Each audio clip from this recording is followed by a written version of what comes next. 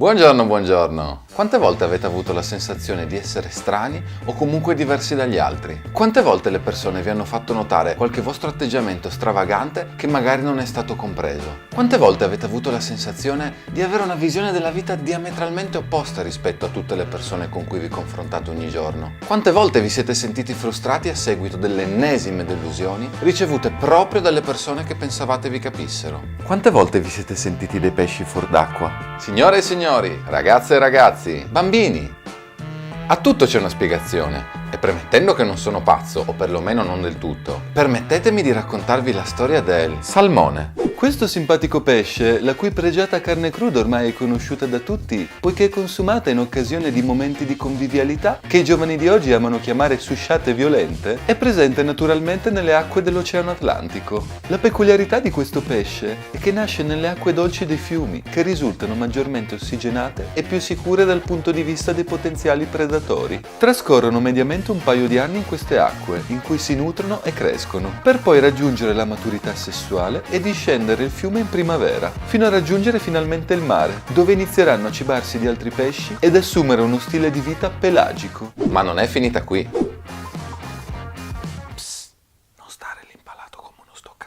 Veramente stavamo parlando di salmoni. Comunque, dopo un periodo di permanenza in mare di durata variabile, i salmoni risalgono i fiumi nuotando controcorrente per centinaia o addirittura migliaia di chilometri, fino a quando riescono finalmente ad arrivare nel luogo in cui sono nati, dove stremati si riproducono. E la maggior parte dei maschi alla fine non riesce a sopravvivere. Oh no no, I will survive! Avete capito i salmoni? Quando ormai sono diventati belli, cresciuti e paffuti e potrebbero solo pensare a godersi il loro stile di vita pelagico, loro che fanno? Vanno incontro a quella che sarà la più grande fatica della loro vita e con tutta probabilità anche l'ultima. E non per se stessi, ma per i salmoncini a cui lasceranno le loro acque, per garantire loro la più alta probabilità di sopravvivenza. Davvero credete che la trota, quando vede il salmone nuotare come un pazzo controcorrente, non pensi "Ma questo è proprio un deficiente"? Fino a quando non starete abbracciando ideologie estremiste che ledono i diritti umani e vivete nel rispetto delle altre persone. Siate fieri di essere considerati strani e diversi dagli altri. A casa mia la diversità è e sarà sempre ricchezza e solo chi è mentalmente ottuso finisce per emarginare il diverso, a causa della paura di finire nella condizione di poter imparare qualcosa da lui e di dover mettere in discussione le sue certezze.